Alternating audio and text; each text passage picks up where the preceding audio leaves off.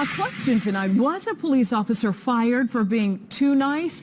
We received a tip to the newsroom about something that happened in Alpharetta. That officer wasn't writing enough tickets for minor fender benders, and that is apparently against department policy. CBS 46's Dante Renzulli is investigating. So, Dante, what'd you learn tonight? Well, Tracy, there might be other police departments operating like this, but they don't necessarily advertise it to the public. The reason we found out is because an officer was fired because he took a stand against this policy.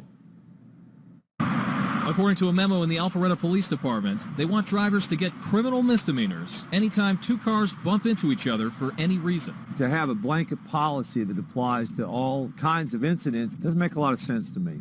Charles Westover rear-ended another driver in January, and Officer Daniel Capps was dispatched to write the accident report. I couldn't get an interview with Capps, but I did find these photos of him on a Facebook page. Extremely courteous, very professional. It was just sort of acknowledging that it was a minor fender bender and there was no need to issue a ticket. Westover says no one was injured and only the bumpers were damaged on each car. Capps didn't write him a ticket, and as Westover later learned, that ended up costing the officer his job. I was pretty appalled. I am pretty appalled. That doesn't seem right to put that kind of mark on this gentleman's life. When I asked the city for a comment, a spokesperson told me not writing tickets was just the final straw in, quote, a pattern of performance and poor decision-making that was simply not acceptable. So I had a look at the officer's disciplinary record, and nothing really caught my eye. We're going to put the full list on our website so you can see for yourself, but it seemed like the main thing that got the supervisors upset was when he asked around to his fellow officers to see what they thought about this ticket writing policy, and some of them echoed their feelings that it was also unfair. Mike?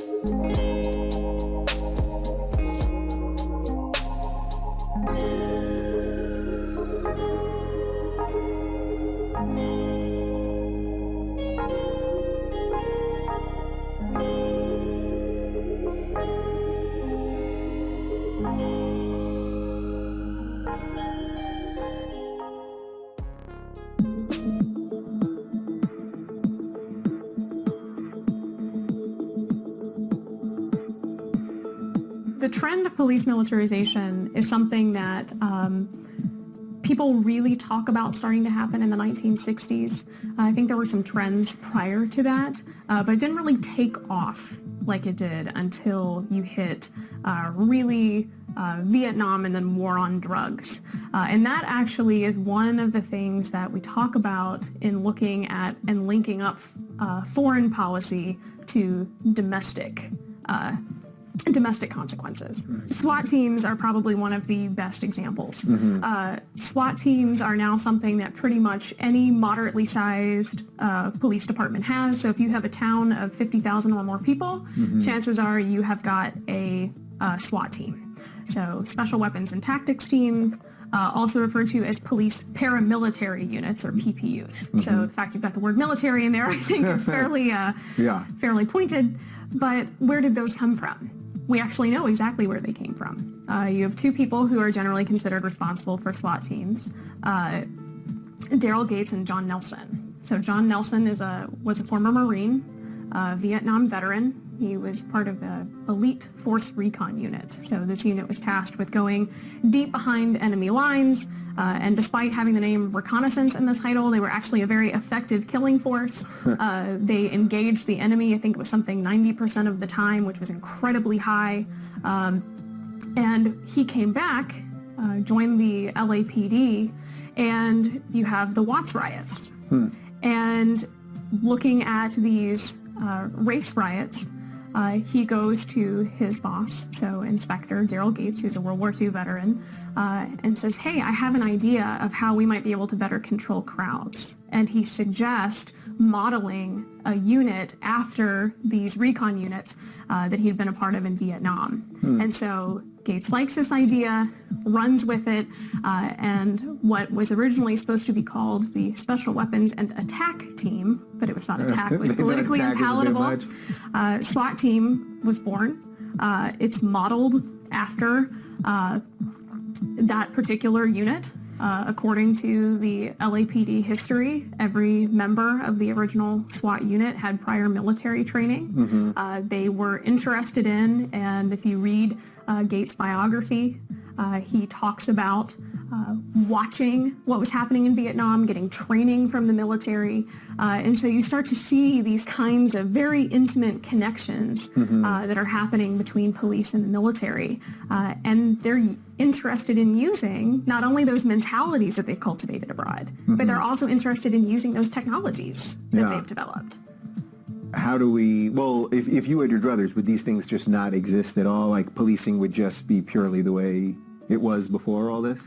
So policing historically in the United States has been distinct from the military. So if you look at the Constitution, if you look at laws that came after that, probably the big one that people point to was enacted right after the Civil War called the Posse Comitatus Act. And I don't even know that one. so What's that one? Posse Comitatus literally translates Sounds to good. Force of the people. And so the purpose of this law was to separate police from the military. So military could not be used as a civilian police force. Pretty much as soon as the ink is dry, this thing is getting violated. It's getting suspended in, I think, World War I, World War II. Then there are a series of court cases in the 1970s that pretty much take any kind of sticking power that this thing had to begin with completely out of it. And so you see this big blurring of these lines. In addition to things like SWAT teams, which comes within this time period, the war on drugs and the war on terror are particularly important because you see that continued interconnectivity between domestic law enforcement agencies and what the federal government is doing. So now you have police departments who, instead of having their job, which has historically been to be peacekeepers, Right. uphold domestic law, protecting the rights of citizens, both individuals who are the perpetrators of crime and the victims of crime. Instead of serving that function, they are now on, quote unquote, the front lines of two perpetual wars, the war on drugs and the war on terror, which are different from other conflicts that we've seen before. Because if you think about Vietnam or one of the world wars, the enemy is very clearly defined and external to the United States. But with the war on drugs, you not only have things like South American cartels, but you have people who are domestically manufacturing, selling, and consuming drugs who are enemies of this war. There's been a big emphasis on homegrown terrorism. And so now your police departments are tasked with another job that is not part of their job description. And so it's been a building and a combination of all of these things that I think has really contributed to this police militarization, which now I think a lot of people are more aware of.